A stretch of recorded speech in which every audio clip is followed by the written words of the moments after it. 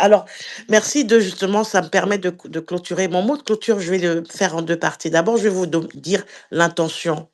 Souvent, dès qu'on ça fait 1 an que j'ai pas organisé un espace. Vous voyez? Tout le monde me le dit, Tano peut vous témoigner, tous ceux qui j'ai fui les espaces, depuis l'avènement du nouveau patron de X et du nouveau patron du juste de voilà, du nouveau de bah, je voilà, vous avez compris, tout est allé en même temps et ça a ouvert, les vannes à toutes sortes, de profils qui sont pas là sur les espaces numériques pour réfléchir, pour se retrouver avec des collectifs ou des communautés. Mais, il se trouve que je c'est le début de l'année, je suis avec, une autre disposition et je trouve que c'est important, de se retrouver et d'échanger, au moins sur des processus, des problématiques cibles.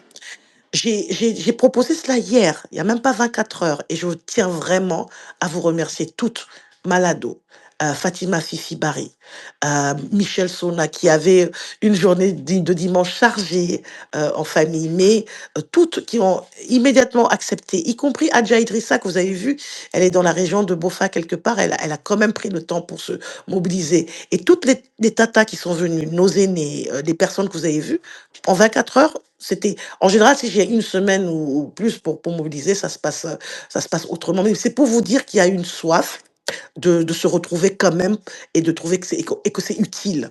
Le deuxième point que je voulais donner, le contexte.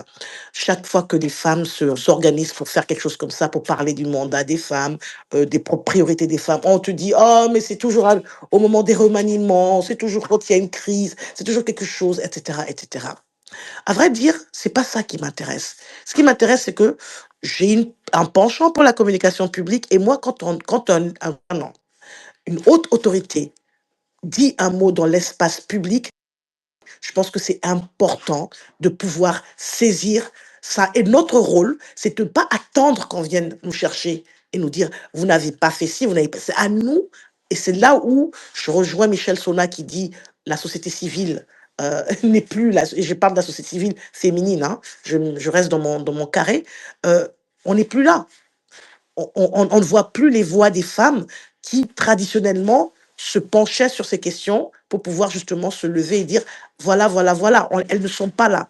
Donc, l'intention, c'est que quand tu entends quelque chose, quelqu'un a dit une fois que la plus grande liberté que quelqu'un peut avoir, c'est quand tu lis un livre.